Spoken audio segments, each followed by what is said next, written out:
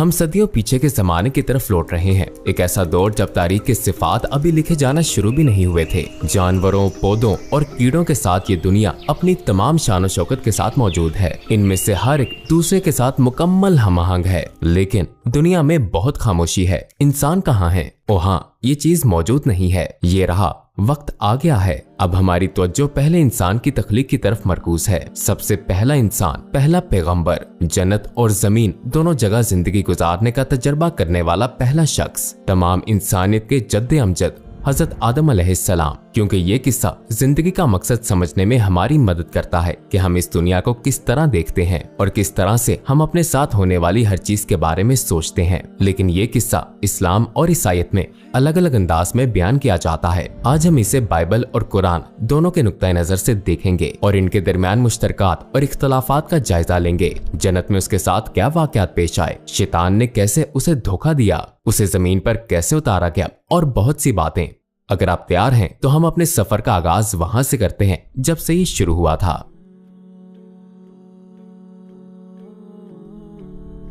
जब तुम्हारे रब ने फरिश्तों से फरमाया, मैं जमीन पर एक मुसलसल इंसानी इक़्तिदार कायम करने लगा हूँ। उन्होंने खुदा से सवाल किया, क्या आप इसमें ऐसे शख्स को बनाएंगे जो वहाँ बदउनवानी और कत्लो गारतगिरी फैला देगा, जबकि हम तेरी तारीफ करते हैं और तेरी पाकी बयान करते हैं। अल्लाह ताला ने जवाब दिया, मैं वो जानता हूँ जो तुम नहीं जानते।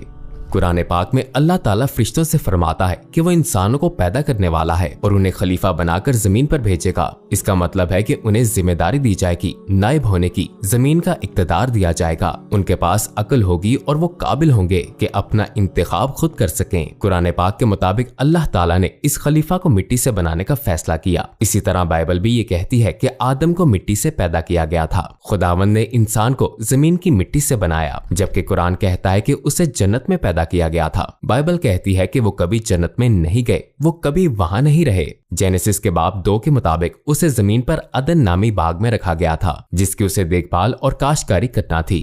फरिश्ते हैरत और तजस्सुस के साथ उसकी तख्लीक मुकम्मल होने का इंतजार कर रहे थे कि ये किस किस्म की मखलूक होगी, ये उनसे किस तरह मुख्तलिफ होगा, क्या होने वाला है। लेकिन इस तमाम तजस्सुस के दरमियान एक ऐसा शख्स था जिसे ये नई तख्लीक बिल्कुल भी पसंद नहीं थी। वो सोच रहा था कि क्या वो इससे बेहतर होगा। वो सोच रहा था आखिर इसकी क्या जरूरत थी। वो पहले ही बेचैन होना शुरू हो गया था। उसे ये खौफ अंदर ही अंदर खाए जा रहा था। वो एक जिन था जिसका नाम इब्लीस था। वो एक अलग मखलूक का फर्द था, लेकिन उस वक्त अपने ओहदे की वजह से वो फरिश्तों के दरमियान रहता था। बाद में अपने तकब्बुर की वजह से वो शैतान के तौर पर जाना जाने लगा, जिसे कुरान में शैतान के नाम से जाना जाता है। इस्लामी माखज़ में उसके हसद का जिक्र मिलता है, लेकिन बाइबल में शैतान के बजाय हम किस्से के बाद वाले हिस्सों में एक अलग किरदार देखते हैं। जब फिक्र और हसद के जज्बात ने शैतान को घेर लिया और मुतवक्के लम्हा आने वाला था। अव्वल इंसान की तख्लीक अब मुकम्मल हो चुकी थी, उसे आखिरी शक्ल दी जा चुकी थी। अब वो जिंदगी के लिए अपनी आंखें खोलने वाला था। अल्लाह कादिर मुतलक ने आदम में रूह फूंकी और वो जिंदा हो गया। अब वक्त आ गया था कि फरिश्तों के सामने उसका तारुफ कराया जाए और इम्तिहान लिया जाए। लेकिन ये किस किस्म का इम्तिहान होगा? उसने आदम को हर चीज के नाम सिखा दिए। आदम अलैहिस्सलाम से जिस चीज के बारे में पूछा जाता वो उसका नाम बता देते। फरिश्ते उनके हर जवाब से हैरान हो रहे थे। वो इल्म जो फरिश्तों को नहीं दिया गया था वो इंसान को दिया गया और इस तरह उसकी बरतरी का मुजाहरा किया गया। वो लोग जो हकीकी तौर पर समझना चाहते थे, यानी फरिश्ते, उनको उनके सवालात का जवाब मिल गया। लेकिन फिर भी एक ऐसा शख्स था जो बहुत सी चीजों को अंदर छुपाए हुए था। ये फरमाकर कि मैं वो जानता हूँ जो तुम छुपाते हो, हमारे रब ने उसकी तरफ इशारा फरमा दिया, लेकिन फिर भी उसने उनको छुपाए रखा। आदम का नाम बताने का इम्तिहान खत्म हो गया था, लेकिन अब दूसरों की आजमाइश का वक्त आ गया। और जब हमने फरिश्तों से कहा आदम को सजदा करो तो सबने किया, लेकिन इब्लीस ने इनकार किया। तो उसने अल्लाह ताला को इसकी वजह क्या बताई? इस्लामी नजरिए के मुताबिक जद्दी गुनाह। अल्लाह ताला ने पूछा, जब मैंने तुझे हुक्म दे दिया था तो तुझे सजदा करने में किस चीज ने रोका? उसने जवाब दिया, मैं इससे बेहतर हूँ। तूने मुझे आग से पैदा किया और इसे मिट्टी से पैदा किया है। अल्लाह ताला ने फरमाया, तो फिर इस जगह से नीचे उतर जा, क्योंकि तुझे ये हक नहीं पहुंचता कि यहाँ तकब्बुर करे। अब निकल जा, तू जलीलों में से है। शैतान ने कहा, ऐ मेरे खुदावंद, मुझे उस दिन तक मोहलत दे दे जिस दिन लोगों को कब्रों से जिंदा करके उठाया जाएगा। अल्लाह ताला ने फरमाया, तुझे मोहलत दे दी गई, एक ऐसी मियाद के दिन तक जो हमें मालूम है। उसने कहा, यार अब चूंकि तूने मुझे गुमराह किया है, इसलिए मैं भी कसम खाता हूँ कि इनकी घात लगाकर तेरे सीधे रास्ते पर बैठा रहूंगा। फिर मैं इन पर हमले करूंगा, उनके सामने से भी, उनके पीछे से भी, और इनके दाएं तरफ से भी और बाएं तरफ से भी, और तू इनमें से अक्सर लोगों को शुक्रगुजार नहीं पाएगा। अल्लाह ताला ने फरमाया, निकल जा यहाँ से जलील और मरदूद होकर, मैं यकीनन जहन्नुम को भर दूंगा तुझसे और तेरे तमाम पैरोकारों से। इन दो किस्सों के दरमियान एक और फर्क सवाल के जवाब का है। असल गुनाह क्या है? बाइबल और कुरान दोनों के जवाबात अलग अलग हैं। किस्से में आगे चलकर आदम एक पाबंदी की खिलाफवर्जी करते हैं। मसीहियत कहती है कि इसकी वजह से हर नौज़ायदा बच्चा अपने नस्ब से ही गुनाहगार समझा जाना चाहिए। ये उनके नजदीक जद्दी गुनाह की तारीफ है। पर इस्लाम क्या कहता है? सबसे पहले इस्लाम इस बात को कबूल नहीं करता कि बच्चे गुनाहगार पैदा होते हैं। सूरह ज़ुमर की आयत नंबर 7 में अल्लाह ताला ने इरशाद फरमाया, और कोई बोझ उठाने वाला दूसरे का बोझ नहीं उठाएगा। लिहाजा इस्लाम में हर बच्चा मासूम पैदा होता है और उसके मजहब से कतई नजर वो बलूगत तक जिंदगी के इम्तिहान का मुकल्लिफ नहीं होता। दूसरी तरफ इस्लाम की असल गुनाह की तारीफ के मुताबिक असल गुनाह शैतान का है और वो नस्ल प्रस्ती पर मबनी तकब्बुर है। उसने अपने आप को बरतर समझा क्योंकि उसे आग से पैदा किया गया था, और उसने आदम अलैहिस्सलाम को कमतर समझा क्योंकि उन्हें मिट्टी से बनाया गया था। यही वो गुनाह था जिसने शैतान को बर्बाद किया। जब आदम अलैहिस्सलाम की तख्लीक हो रही थी तो इब्लीस ने एक मुख्तलिफ किस्म के वजूद को देखा। उसने इसे अजनबी समझा और इससे बेरुखी इख्तियार कर ली। फिर उसने सोचना शुरू कर दिया कि वो इससे बरतर है। ये सब कुछ दर हकीकत वो तरतीब थी जिसे नस्ल प्रस्ती किसी के दिलो दिमाग में तश्कील पाती है। तो कुरान दरअसल जुर्म की नफ्सियात को बयान कर रहा है, ऐसा जुर्म जो सदियों से इंसान के लिए शर्मिंदगी और रुसवाई का बायस है। और इससे ये मालूम होता है कि ये शैतान की सिफत है जो अल्लाह का दुश्मन है, ताकि ईमान वाले इस गुनाह की कबाहत को समझ सके और खुद को इससे दूर रखें। फरिश्तों का ये सजदा यकीनन आदम अलैहिस्सलाम की इबादत के तौर पर नहीं था। ये एक रस्मी सजदा था, एक किस्म का सलाम जो उनके फरिश्तों पर आला मर्तबे और इख्तियार को कबूल करने के लिए किया गया था। इसके अलावा चूंकि इस सजदे का हुक्म अल्लाह ताला ने ही दिया था, लिहाजा अल्लाह ताला के हुक्म को मानना दर हकीकत उसी की इबादत करना है। इंसानों की आगे आने वाली दुनियावी जिंदगी में पूरा जहान अपने तमाम हिस्सों के साथ इंसानों के इस्तेमाल के लिए उनका खिदमतगार होगा। कुदरती वसाइल, जानवर, पौधे, समंदर, वादियां, पहाड़ और हर चीज को इंसानियत के ताबे कर दिया जाएगा। उस वक्त फरिश्तों को भी बनी नूहे इंसान के जद्दे अमजद को सजदा करने का हुक्म दिया गया। फरिश्तों ने फौरन इस हुक्म पर अमल किया और सजदे में गिर गए। तो किससे किस मकाम तक कुरान और बाइबल के दरमियान मजीद क्या इख्तलाफात थे? बाइबल के मुताबिक अशिया और जानवरों के नाम खुद हजरत आदम अलैहिस्सलाम ने लिए थे। दूसरी तरफ इस्लाम के बरक्स आदम को सजदा करने का हुक्म शैतान की सरकशी और उसका निकाला जाना, इनमें से किसी भी वाक़े का जिक्र बाइबल में नहीं किया गया। इस बात का भी कोई जिक्र नहीं है कि शैतान मरदूद कैसे हुआ या ये कि वो बनी नूह इंसान का दुश्मन क्यों बना। लेकिन इस नुक्ते के फौरन बाद कुरान और बाइबल दोनों एक जैसे वाक़यात का जिक्र करते हैं, लेकिन बहुत मुख्तलिफ तरीके से। यहाँ से हम इंसान और शैतान के दरमियान, हक और बातिल के दरमियान होने वाले मुकाबले को देखते हैं जो क़यामत तक जारी रहेगा। किस्से में आगे अल्लाह ताला ने हमारी माँ हव्वा को आदम अलैहिस्सलाम की बीवी के तौर पर उनकी पसली की हड्डी से पैदा फरमाया। कुरान इसके बाद पेश आने वाले वाक़यात का जिक्र यूं करता है, हमने कहा, ए आदम, तुम और तुम्हारी बीवी जन्नत में रहो और इसमें से जहाँ से चाहो जी भर कर खाओ, मगर उस दरख्त के पास भी मत जाना वरना तुम जालिमों में शुमार होगे। कुरान पाक के मुताबिक अल्लाह ताला ने ये तनबीह भी फरमाई, चुनाचे हमने कहा, ए आदम, ये तुम्हारा और तुम्हारी बीवी का दुश्मन है, लिहाजा ऐसा न हो कि ये तुम दोनों को जन्नत से निकलवा दे और तुम मुशक्कत में पड़ जाओ। कुरान पाक के मुताबिक अल्लाह ताला ने फरमाया कि अगर वो हुक्म की खिलाफ वर्जी करते हैं तो वो जालिम बन जाएंगे। लेकिन बाइबल के मुताबिक अल्लाह ताला ने फरमाया कि ऐसी सूरत में वो मर जाएंगे। बहुत बड़ा फर्क है। और खुदावंद ने आदम को हुक्म दिया, तुम बाग के किसी भी दरख्त का फल खाने के लिए आजाद हो, लेकिन तुम्हें अच्छाई और बुराई के इल्म के दरख्त का फल हरगिज नहीं खाना चाहिए, क्योंकि अगर तुमने इसे खाया तो तुम्हें जरूर मरना होगा। शैतान के लिए ये एक बहुत बड़ा मौका था। उसने आदम को अल्लाह के दरबार से अपने निकाले जाने की वजह करार दिया और वो बदला लेने के लिए हर मुमकिन कोशिश करने के लिए तैयार था। हर तरह के पुरफरेब अल्फाज के साथ उसने उनके दिमाग में दाखिल होने की कोशिश की। फिर शैतान ने उनके दिल में वसवसा डाला, कहने लगा, ए आदम, क्या मैं तुम्हें एक ऐसा दरख्त बताऊं जिससे जावेदानी जिंदगी और वो बादशाही हासिल हो सकती है जो कभी पुरानी नहीं पड़ती। वो ममनुआ दरख्त की तरफ इशारा कर रहा था, लेकिन बाइबल के मुताबिक वो सांप था जो आदम के करीब नहीं बल्कि हव्वा के पास आया। मसीही उलमा के मुताबिक ये दरअसल शैतान था जो सांप के जरिए बात कर रहा था। लेकिन खुदावंद ने कहा, तुम इस दरख्त का फल हरगिज नहीं खाना चाहिए जो बाग के दरमियान में है और तुम्हें इसे छूना नहीं चाहिए वरना तुम मर जाओगे। तुम हरगिज नहीं मरोगी, सांप ने खतून से कहा, क्योंकि खुदावन जानता है कि अगर तुमने इसे खा लिया तो तुम्हारी आंखें खुल जाएंगी और तुम खुदा की मानिंद हो जाओगी, हर अच्छाई और बुराई को जानने लगोगी। आदम और उनकी औलाद को सीधे रास्ते से भटकाने के लिए आखिरकार शैतान ने अपनी चालों और वसवसों के जरिए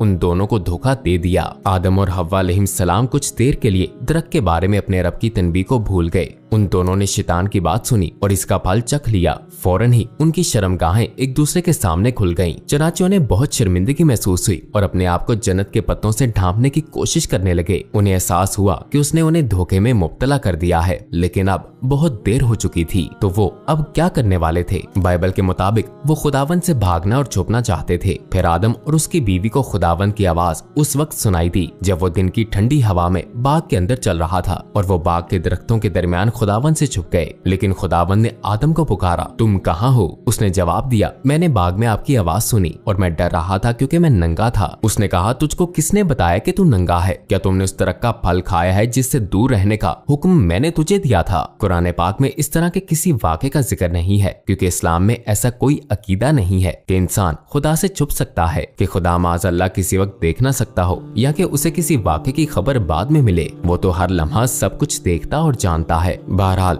तारीफ के मुताबिक खुदा एक कामिल हस्ती है जो कादिर मुतलक है और उसमें कोई कमी नहीं हो सकती। चनाचे सूरत तकाबुन आयत 4 में इरशाद है, आसमानों और जमीन में जो कुछ है वो उसे जानता है, और जो कुछ तुम छुपकर करते हो और जो कुछ खुल्लम खुल्ला करते हो उसे उसका भी इल्म है, और अल्लाह दिलों की बातों तक का खूब जानने वाला है। लिहाजा जब उनसे ये खता हुई, कुरान पाक के मुताबिक अल्लाह ताला ने बराह रास्त उन्हें मुखातिब करते हुए फरमाया, क्या मैंने तुम दोनों को इस तरह से रोका नहीं था और तुमसे ये नहीं कहा था कि शैतान तुम दोनों का खुला दुश्मन है? तो फिर उनके इस अमल का नतीजा क्या हुआ? अब वक्त आ गया था कि उन्हें दुनिया में भेजा जाए, लेकिन बाइबल के मुताबिक आदम, हव्वा और साम को अलग अलग सजाएं दी गईं। जेनेसिस के बाब 3 में है कि साम को पेट के बल रेंगने की लानत बतौर सजा दी गई। आदम को गलती की सजा के तौर पर जमीन पर लानत की गई और इसके नतीजे में कोई भी फसल मुशक्कत और तकलीफ से जद्दोजहद के बगैर नहीं उगेगी। और हव्वा की सजा इस बाब में इस तरह बयान की गई है कि तो खुदा ने उस औरत से कहा, मैं ज़चगी के दौरान तुम्हारी तकलीफ को बहुत शदीद कर दूंगा। तकलीफ से मुशक्कत के साथ तुम बच्चों को जन्म दोगी। तुम्हारी ख्वाहिशात तुम्हारे शौहर के ताबे होंगी और वो तुम पर हुकूमत करेगा। लेकिन क्या इस्लाम इस नजरिए से इत्तफाक करता है? इस्लाम के मुताबिक सिवाय शैतान के किसी पर लानत नहीं की गई। फसल उगाने के लिए दरकार मेहनत दर हकीकत इस दुनिया की आजमाइश का हिस्सा है और बच्चे जनना औरतों के लिए सजा नहीं बल्कि मुकद्दस फरीजा है। ये एक मुकद्दस अमल है क्योंकि इस्लाम ने हर तरह से माओ की कदर और मंजिलत बयान की है। इसे साबित करने के लिए नबी करीम सल्लल्लाहु अलैहि वसल्लम की सिर्फ एक हदीस ही काफी है। जब एक सहाबी ने जो अल्लाह के रास्ते में जहाद करना चाहता था, आप सल्लल्लाहु अलैहि वसल्लम से मशवरा तलब किया तो नबी करीम सल्लल्लाहु अलैहि वसल्लम ने उससे पूछा कि क्या उसकी माँ जिंदा है। जब उसने हाँ में जवाब दिया तो आप सल्लल्लाहु अलैहि वसल्लम ने फरमाया, तो फिर उसके पास रहो क्योंकि जन्नत उसके कदमों के नीचे है। कुरान पाक के मुताबिक अल्लाह ताला मुसलमानों को इस मुश्किल की याद दिलाता है जिससे उनकी माओ को गुजरना पड़ा जब वो हामला थी, और इसी वजह से अल्लाह ताला मुसलमानों से चाहता है कि वो अपनी माओ के शुक्रगुजार रहें। लेकिन इस सब के अलावा एक हैरत अंगेज तफसील थी जिसे हम में से ज्यादातर लोग भूल चुके हैं। वो ये है कि अगर दरख्त का फल खाया तो क्या होगा? अगर दरख्त के मुतालिक हुक्म की खिलाफ वर्जी की गई, अगर दरख्त का फल खाया गया। मजीद ये कि कुरान और बाइबल दोनों में ये है कि खुदा ने कुछ कहा था और शैतान ने भी कुछ कहा था, तो आखिर में क्या हुआ और कौन सही निकला? आइए इनका मवाजना करते हैं। बाइबल के मुताबिक अल्लाह ताला ने फरमाया, अगर तुम इसे खाओगे तो तुम जरूर मर जाओगे। और शैतान ने क्या कहा था कि ऐसा होगा? आइए बाइबल में बयान की गई गुफ्तगू को समझते हैं जो अम्मा हवा और शैतान के दरमियान हुई जब वो साम की शक्ल में आया। अम्मा हवा कहती हैं, लेकिन खुदा ने कहा था तुम्हें इस तरह का फल हरगिज़ नहीं खाना चाहिए जो बाग के दरमियान में है, और तुम्हें इसे छूना भी नहीं चाहिए वरना तुम मर जाओगे। तुम हरगिज़ नहीं मरोगी। सांप ने खातून से कहा।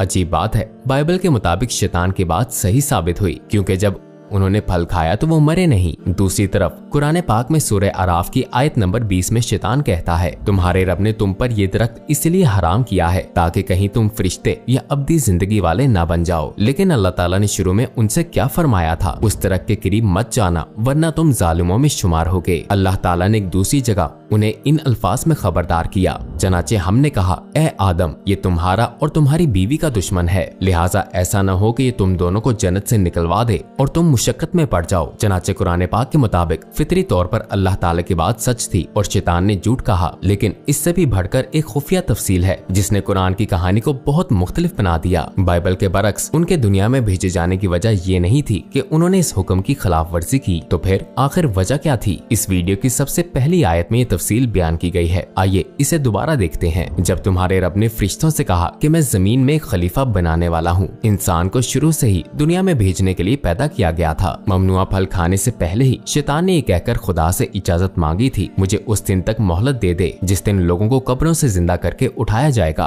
लिहाजा ये मालूम था कि इंसान दुनिया में आएंगे, पैदा किए जाएंगे, मरेंगे और एक दिन इज्तिमाई तौर पर उठाए जाएंगे और हिसाब किताब होगा। तो ये तमाम वाकयात किस लिए थे? ऐसा क्यों लगता था कि आदम को जन्नत से निकाल दिया गया था? ये सब चीजें तुम्हारे समेत तमाम इंसानियत को ये बुनियादी पैगाम देने के लिए थी कि फरिश्तों के बरक्स इंसानों को अच्छाई और बुराई के दरमियान इंतखाब करने की सलाहियत के साथ पैदा किया गया है और यही चीज उसे बरतर बनाती है। बुराई के इंतखाब पर कुदरत होने के बावजूद अच्छाई का इंतखाब करना, ये वो तरीका है जिसके जरिए वो खलीफा होने की हैसियत तक पहुंच सकता है जो अल्लाह ने शुरू में बताया था। और शैतान ने वही किया जो वो अपनी पूरी जिंदगी करना चाहता था और उसने अव्वल इंसानों को धोखा दे दिया। इस्लाम के मुताबिक नबी गुनाह नहीं करते, तो ये एक भूल, एक फिसलन थी, एक गलती जिसे गुनाह नहीं समझा जा सकता। और इससे ये पैगाम मिलता है कि अल्लाह के हर बंदे से गलती हो सकती है, लेकिन फिर जब गलती हो जाए तो उसका हल क्या होता है? क्या उसका हल नाउमीदी है? अगर आप एक बार भी खुदा की नाफरमानी कर बैठे तो खुद को मरदूद महसूस करने लगे? नहीं, इसका जवाब आदम अलैहिस्सलाम के किस्से में भी था। आदम और हव्वा अलैहिस्सलाम दोनों के इस तरह का फल खाने के बाद उन्होंने फौरन कहा, ऐ हमारे परवरदिगार, हम अपनी जानों पर जुल्म कर गुजरे हैं और अगर आपने हमें माफ ना फरमाया और हम पर रहम ना किया तो यकीनन हम नामुराद लोगों में शामिल हो जाएंगे। तो उन्होंने जिम्मेदारी कबूल की, कोई बहाना नहीं बनाया और खलूसे दिल के साथ अल्लाह ताला से माफी मांगी। गलती हो जाने के बाद यही हल होता है। अब वक्त आ गया था कि जन्नत छोड़ दी जाए। अल्लाह ने आदम और हव्वा अलैहिस्सलाम को उनके नए घर यानी जमीन पर भेज दिया। दोनों बहुत दुखी और परेशान थे। वो एक बिल्कुल मुख्तलिफ अजनबी सरजमीन पर थे, नेज वो एक दूसरे से जुदा हो गए थे। अल्लाह ताला ने उन्हें दुनिया के मुख्तलिफ हिस्सों में उतारा। ये जगह जन्नत जैसी नहीं थी। अब वो जो चाहते वो फौरी तौर पर हासिल नहीं कर सकते थे। अब उनके पास ऐसी जिंदगी थी जिसके लिए सब्र, कोशिश और जद्दोजहद की जरूरत थी। कुछ ही देर बाद आदम अलैहिस्सलाम पर वही नाजिल की गई और अल्लाह ताला की तरफ से माफी की खुशखबरी मिली। कुरान कहता है, फिर आदम ने अपने परवरदिगार से कुछ अल्फाज सीख लिए, चनाचे अल्लाह ताला ने उनकी तौबा कबूल कर ली। बेशक वो बहुत माफ करने वाला, बड़ा मेहरबान है। लेकिन बाइबल में इस बात का तस्करा नहीं है कि आदम अलैहिस्सलाम ने अल्लाह ताला से माफी मांगी और उनकी तौबा कबूल की गई। मैं जो मवासना करने जा रहा हूँ उसे समझना बहुत जरूरी है। जब आप किसी को इब्तदा से देखते हैं तो शैतान और आदम दोनों से गलती होती है। शैतान ने सजदा नहीं किया और आदम ने ममनुआ फल खाया। फिर जैसा कि हमने बयान किया, आदम अलैहिस्सलाम ने अपनी गलती का इतराफ किया, नदामत महसूस की और अल्लाह ताला से माफी मांगी और उनकी तौबा कबूल कर ली गई। लेकिन दूसरी तरफ शैतान अपनी गलती का इतराफ करने के बजाय तकब्बुर करता है, यहाँ तक कि अल्लाह ताला पर इल्जाम लगाता है। वो पशेमान नहीं होता, अल्लाह से नाउमीद हो जाता है और अपने लिए तौबा का दरवाजा हमेशा के लिए बंद कर लेता है। ये वो मकाम है जहाँ जिंदगी को देखने के अंदाज में फर्क आता है और ये दुनिया सामने आती है। जब आप किस्से को सही तरीके से सीखते हैं, आप फितरी तौर पर सही नतीजे पर पहुंच जाते हैं। लिहाजा हमारा खालिक कोई जालिम नहीं है जो पूरी इंसानियत पर अव्वल इंसान से सरजर्द होने वाली गलती की वजह से नाराज है और उन सबको कसूरवार समझता है। हमारा खालिक तो आदिल और रहम करने वाला है जो चाहता है कि सारी इंसानियत सीधे रास्ते पर आ जाए और जन्नत में दाखिल हो जाए। आइए किस्से के आखिरी हिस्से की तरफ लौटते हैं। हजरत आदम अभी तक अम्मा हवा को तलाश नहीं कर सके। वो कई सालों तक अलग रहे। उन्होंने एक दूसरे को तलाश करने के लिए तवील फासले तय किए। फिर आखिरकार वो अराफात पहाड़ पर एक दूसरे से आन मिले और बिलाखिर वो इकट्ठे हो गए। अब जमीन पर इंसानियत की मुहिमजोई शुरू हो गई थी और दुनिया की खामोशी टूट चुकी थी। जैसे जैसे साल गुजरते गए, आदम और हव्वा अलैहिस्सलाम की औलाद आहिस्ता आहिस्ता फैलती गई और इंसानी आबादी आगे से आगे बढ़ती रही। हजारों साल तक जारी रहने वाली आजमाइशों से भरपूर दुनिया में लोग आबाद होते गए और पूरी दुनिया में बसते गए। वो कबाइल और रियासतों का क्याम अमल में लाते रहे। सदियों तक हजारों नबी आए और अपने जद्दे अमजद हजरत आदम अलैहिस्सलाम की तरह लोगों को बताते रहे कि वो यहाँ किस लिए आए थे। वो उन्हें बताते रहे कि वो कहाँ से आए हैं और वो कहाँ जा रहे हैं और उन्हें ईमान की दावत देते रहे और ये कि इंसान इस दुनिया में थोड़ा ही अरसा गुजारने आया है ताकि वो इम्तिहान पास करे और अपने असली वतन में वापस लौट जाए। और बिलाखिर जो लोग अपनी रहनुमाई करने वाले अंबिया पर ईमान लाए वो अपने हकीकी घर जन्नत में जाएंगे। लेकिन दूसरी तरफ शैतान वो काफिरों को अपने पीछे लगाता रहेगा और उन्हें सिवाय उस आग के कुछ ना मिलेगा जिसका उनसे वादा किया गया है। जिंदगी के इस सफर में इंसानियत को अपने जद्दे अमजद हजरत आदम अलैहिस्सलाम से विरासत में जो चीज मिली, मसीहियत के मुताबिक वो एक गुनाह है जो हर नौज़ायदा बच्चे में मुंतकिल होता रहता है, और इस्लाम के मुताबिक वो तौबा का अमल है जो तमाम गुनाहों को मिटा देता है और एक शानदार सफेद सफा खोल देता है।